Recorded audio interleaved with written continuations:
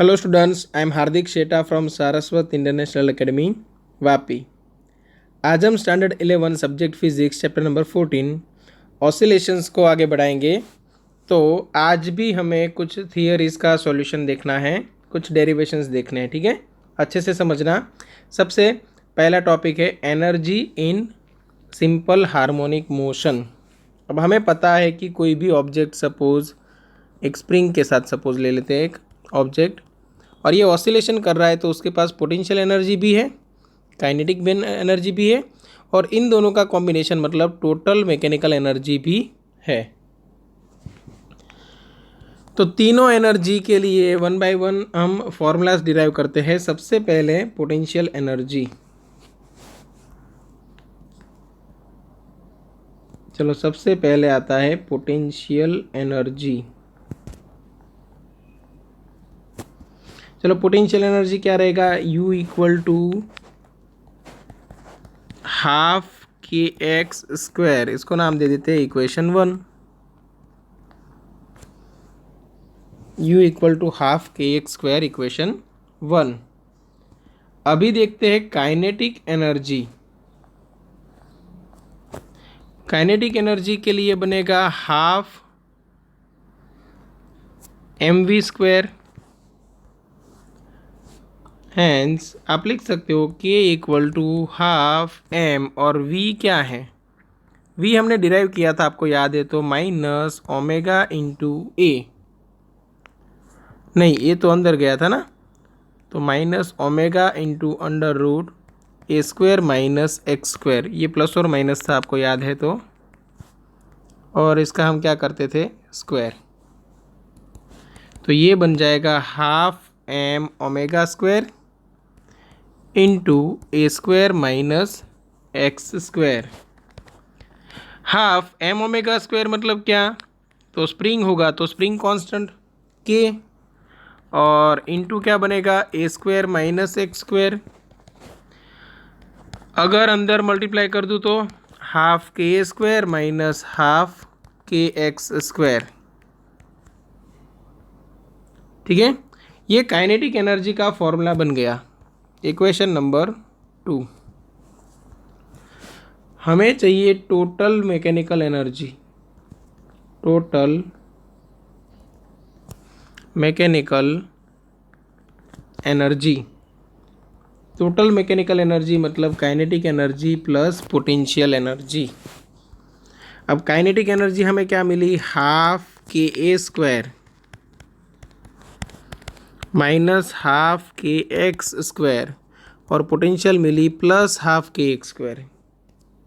ठीक है, तो ये plus and minus cancel out, और हमें फाइनली हमें फॉर्मूला मिल गया half k a square, which is a constant value, क्योंकि को के भी कांस्टेंट है और ए मतलब एम्पलीट्यूड भी कांस्टेंट है। ठीक है, अगर मैं x इक्वल टू 0 पोजिशन की बात करूँ तो वेलोसिटी बन जाएगी मैक्सिमम, तो काइनेटिक एनर्जी बन जाएगी मैक्सिमम, तो पोटेंशियल एनर्जी बनेगी 0। और ये मैक्सिमम काइनेटिक एनर्जी क्या होगी? तो पोटेंशियल तो 0 है ना, मतलब काइनेटिक प्लस पोटेंशियल अगर मैं टोटल एनर्जी बोलूँ, और ये जो पोटेंशियल्स है वो 0 है, तो काइनेटिक एनर्जी है वही क्या बनेगी? टोटल मैकेनिकल एनर्जी, मतलब हाफ के ए स्क्वायर। अगर मैं x इक्वल टू मैक्सिमम लूँ तो फिर वेलोसिटी बन जाएगी 0, काइनेटिक एनर्जी बन जाएगी 0, और पोटेंशियल बन जाएगी मैक्सिमम, और तब पोटेंशियल क्या होगी? Half k a square. ठीक है, चलो यहाँ तक समझ में आ गया होगा। ये इक्वेशन नंबर 3 जो कि है टोटल मैकेनिकल एनर्जी के लिए। अब दो टाइप के ग्राफ आएंगे, एक एनर्जी टाइम ग्राफ,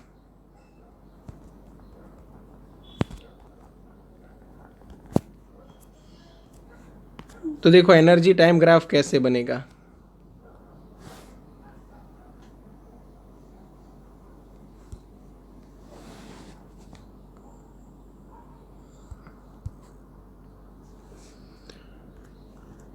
ये मैं एक्स एक्सिस ले लेता हूँ टाइम टी के लिए और वाई एक्सिस ले लेता हूँ ऑल टाइप ऑफ एनर्जी के लिए, मतलब काइनेटिक, पोटेंशियल, टोटल एनर्जी सब कुछ है इसके ऊपर। ठीक है, मतलब वाई एक्सिस पे एनर्जी है। अब अगर मैं T equal to zero time पे पोजीशन सिलेक्ट करूँ एक्स इक्वल टू ज़ीरो, तो फिर काइनेटिक एनर्जी मुझे लेनी पड़ेगी मैक्सिमम और पोटेंशियल एनर्जी लेनी पड़ेगी ज़ीरो। आप वैसे ग्राफ बना सकते हो, टेक्स्ट बुक में दिया हुआ है प्लस ए लेके। एक्स इक्वल टू अगर ए है तो काइनेटिक एनर्जी ज़ीरो और पोटेंशियल एनर्जी मैक्सिमम से स्टार्ट करेगी। ठीक है, तो सबसे पहले आपको दिया हुआ है पोटेंशियल एनर्जी का ग्राफ। तो पोटेंशियल एनर्जी का ग्राफ कुछ ऐसे मिलेगा आपको, मैक्सिमम से स्टार्ट करके।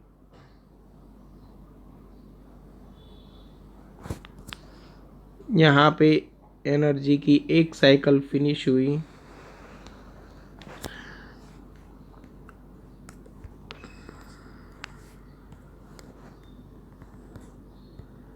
और यहाँ पे एनर्जी की दूसरी साइकिल फिनिश हुई, तब जाके एक टाइम पीरियड जितना टाइम बनेगा।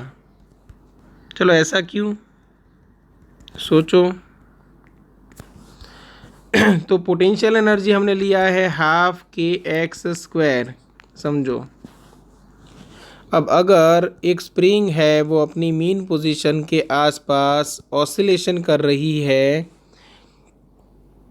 तो देखो पोटेंशियल एनर्जी का क्या होगा, U इक्वल टू ज़ीरो। जब ये नीचे आएगा तब U इक्वल टू मैक्सिमम, फिर वापस ऊपर जाएगा U इक्वल टू ज़ीरो।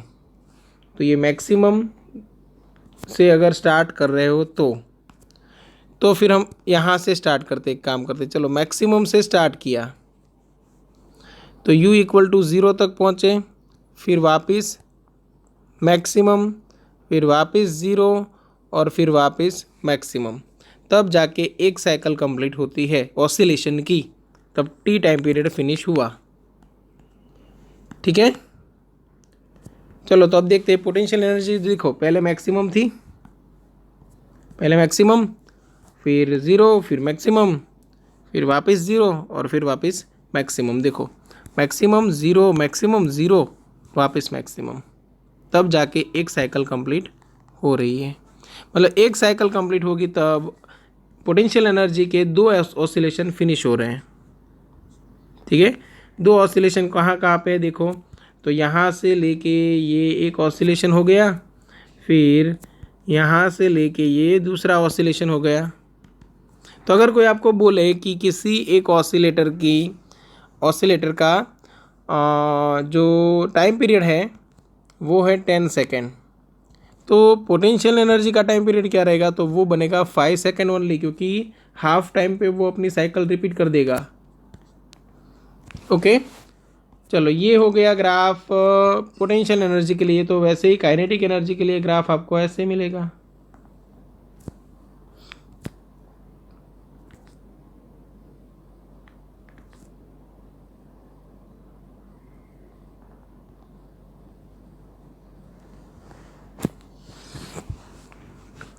थोड़ा टेढ़ा मेढ़ा हो गया है बट समझ जाओ।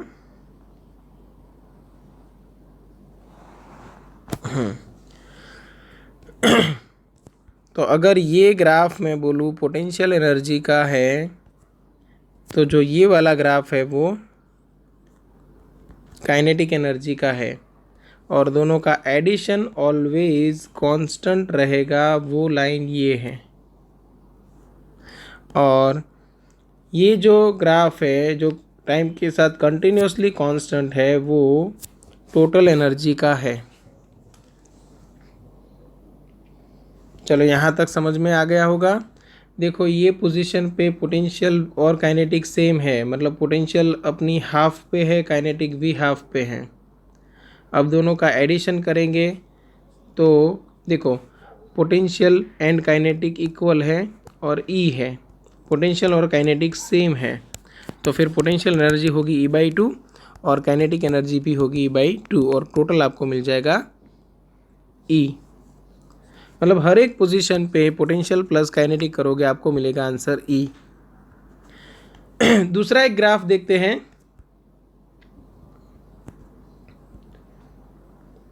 Energy to position graph.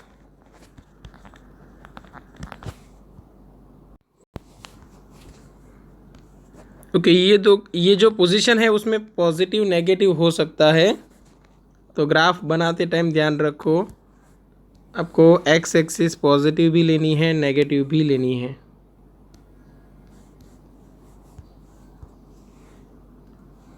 तो ये पोजीशन है। पोजीशन में कोई दो पोजीशन सिलेक्ट करते हैं, एक x इक्वल टू -a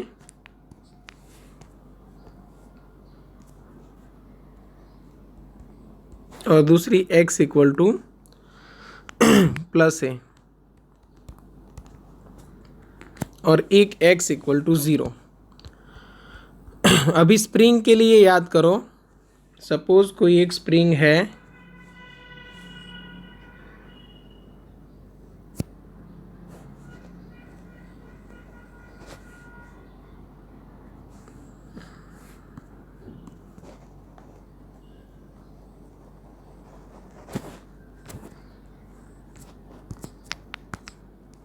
और ये ब्लॉक है,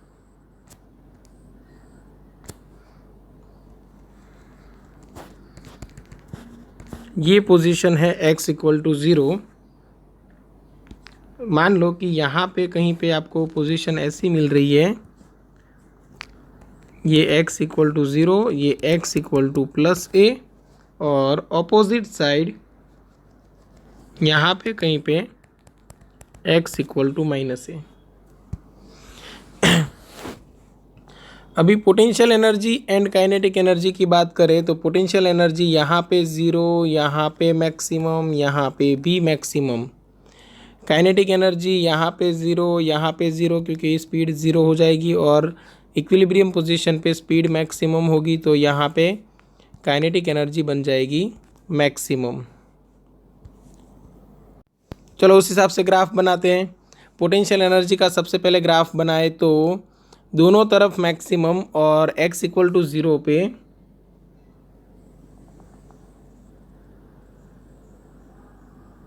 ज़ीरो। कुछ ऐसा ग्राफ आपको मिलेगा। देखो यहाँ पे पोटेंशियल एनर्जी का ग्राफ ऐसे मिलता था और यहाँ पे आपको सिर्फ positive maximum to 0 to positive maximum फिर से, ठीक है। अब अगर मैं काइनेटिक एनर्जी का ग्राफ बनाऊँ तो दोनों तरफ 0 आएगा एक्सट्रीम पोजीशंस पे और इक्विलिब्रियम पोजीशन पे काइनेटिक एनर्जी रहेगी मैक्सिमम। कुछ ऐसे ग्राफ मिलेगा आपको। और जो टोटल एनर्जी का ग्राफ है वो फिर भी आपको कांस्टेंट मिलेगा, क्योंकि total energy with respect to time and with respect to position constant है। हाँ, अगर कोई रेजिस्टिव फोर्स की अगर आप बात करते हो तो हो सकता है कि टोटल एनर्जी है वो चेंज हो, क्योंकि एनर्जी है वो वेस्ट होगी यूनिवर्स में। हाँ, यूनिवर्स की टोटल एनर्जी रिमेन्स कांस्टेंट, ये भी तो याद रखना है।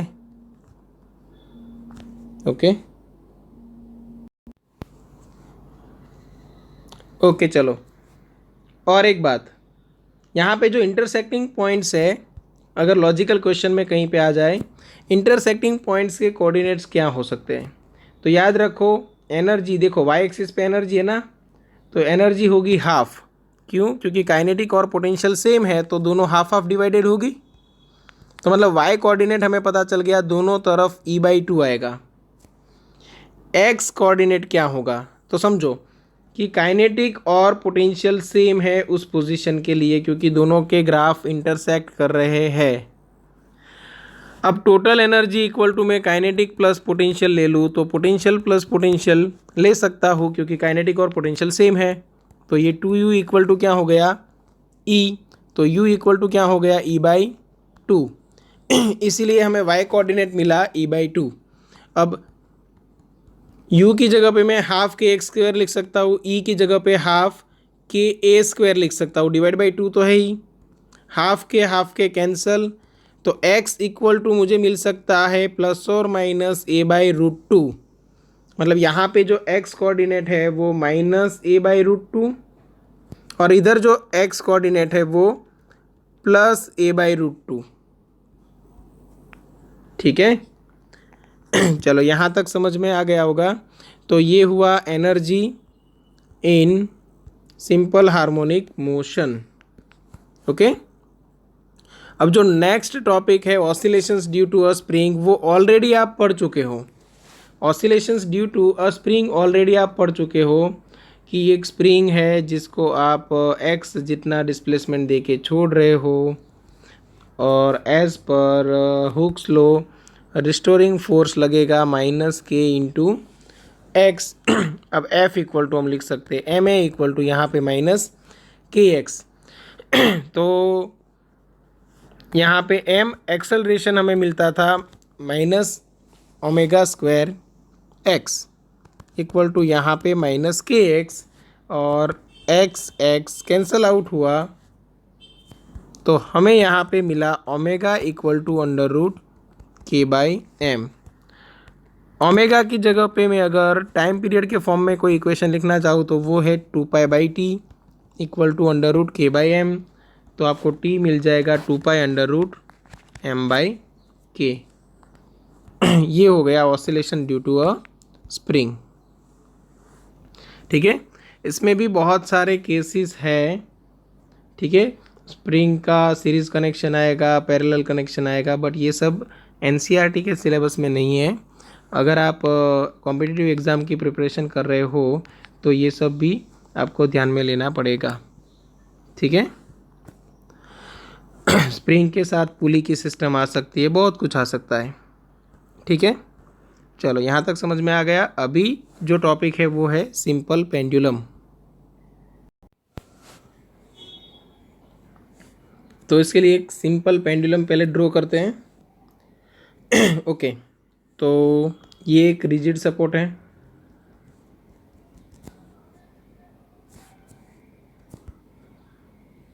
ये पेंडुलम की स्ट्रिंग,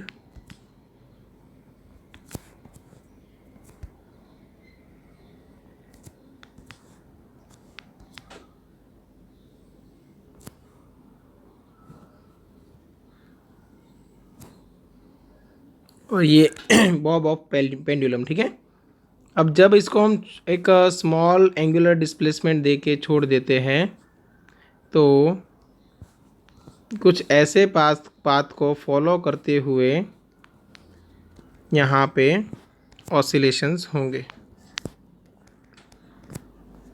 ठीक है,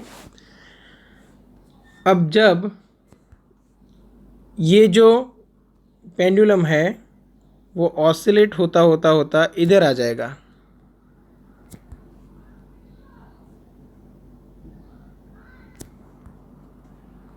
ठीक है, अब तब इसके ऊपर लगने वाले फोर्सेस अगर हम दिखाएं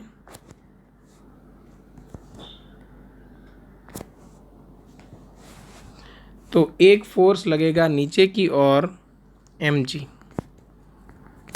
सपोज ये वर्टिकल डायरेक्शन उसकी इक्विलिब्रियम पोजीशन थी और इक्विलिब्रियम पोजीशन के साथ अभी जो एंगल बना है वो है थीटा। ओके, तो ये mg जो फोर्स लगा उसके दो कंपोनेंट हो सकते हैं, एक इस तरफ और ये बनेगा mg cos थीटा और इस तरफ जो आएगा टेंजेंशियल कंपोनेंट वो बनेगा mg sin थीटा। तो दो कंपोनेंट है, radial component and tangential component. यहाँ पे एक टेंशन क्रिएट होगा स्ट्रिंग के अंदर, ये कैपिटल T। ठीक है, तो ऑसिलेशन के लिए जो नेसेसरी टेंशन है वो प्रोवाइड करके देगा ये वाला कंपोनेंट mg cos थीटा, और जो नेसेसरी टॉर्क है अबाउट दिस मीन पोजीशन ये प्रोवाइड करके देगा mg sin थीटा। अब ये सोचने वाली बात है कि टॉर्क ये क्यों नहीं प्रोवाइड करेगा, क्योंकि यहाँ पे देखो तो ये रहा हमारा एक रेफरेंस पॉइंट जिसके अकॉर्डिंग हमें टॉर्क फाइंड करना है और ये उसी डायरेक्शन में लगने वाला फोर्स है। तो अगर टॉर्क फाइंड करने जाए तो r क्रॉस f होगा, r f sin 0 होगा, क्योंकि position vector and force vector दोनों पैरेलल टू ईच अदर बन जाएंगे। तो टॉर्क लगेगा 0, कौन से फोर्स की वजह से? ये फोर्स की वजह से। ओके, अब टॉर्क की बात करें तो टॉर्क कितना लगेगा? Torque on pendulum to displace it by angle theta, वो टॉर्क लगेगा mg साइन थीटा। फोर्स है और इनटू परपेंडिकुलर डिस्टेंस कितना रहेगा? तो ये स्ट्रिंग की लेंथ सपोज l है तो परपेंडिकुलर डिस्टेंस रहेगा l। ओके, अब जैसे ही हमने फोर्स लगाया, हमने एडिशनल टॉर्क लगाया, ये यहाँ से इतना ऊपर गया, तो ये जो स्ट्रक्चर है वो रिस्टोरिंग टॉर्क लगाएगा, और रिस्टोरिंग टॉर्क बिल्कुल इससे ऑपोजिट होगा। तो यहाँ पे मैं लिख रहा हूँ रिस्टोरिंग टॉर्क। रिस्टोरिंग टॉर्क लगेगा minus mg sine theta into l। अब टॉर्क इक्वल टू हम आई अल्फा तो लिख सकते हैं, तो यहाँ पे minus mg sine theta into क्या बनेगा? l। चलो यहाँ पे अल्फा क्या है? अल्फा है एंगुलर एक्सेलरेशन। यहाँ पे अल्फा है ये एंगुलर एक्सेलरेशन, ठीक है।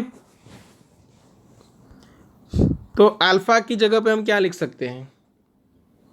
हम अल्फा की जगह पे लिख सकते हैं ओमेगा स्क्वायर थीटा नेगेटिव में। देखो लीनियर एक्सेलरेशन कैसे था? माइनस ओमेगा स्क्वायर एक्स, तो ये लीनियर एक्सेलरेशन था। तब यहाँ पे क्या था? Linear displacement. तो alpha equal to minus omega square theta लिख सकते हो। अगर एंगुलर एक्सेलरेशन है तो यहाँ पे आएगा एंगुलर डिस्प्लेसमेंट। जैसे लीनियर एक्सेलरेशन के लिए लीनियर डिस्प्लेसमेंट, वैसे ही एंगुलर एक्सेलरेशन के लिए यहाँ पे आएगा एंगुलर डिस्प्लेसमेंट। ये याद रखने के लिए मैं बोल रहा हूँ, ठीक है। तो I into minus omega square theta equal to minus mg sine theta into l, ठीक है। अब चलो एक कंडीशन लेते हैं। For very small angular displacement, अगर थीटा वेरी स्मॉल है तो sine theta is nearly equal to theta. Hence हमें फॉर्मूला मिलेगा minus I into minus omega square theta equal to minus mg sine theta की जगह पे थीटा इंटू l। ये negative sign cancel out हो जाएगी और साथ में ये थीटा भी अभी कैंसिल आउट हो गया। तो ओमेगा क्या मिलेगा? ओमेगा मिलेगा under root mg/l divide by I. तो इससे टाइम पीरियड क्या मिलेगा? t equal to 2 pi by omega होता है, तो under root I divide by mg/l होगा। ये हो गया टाइम पीरियड का फॉर्मूला किसी भी फिजिकल पेंडुलम के लिए। बट यहाँ पे हम बात कर रहे हैं सिंपल पेंडुलम की, ठीक है। तो आप लिख सकते हो now since string of the simple pendulum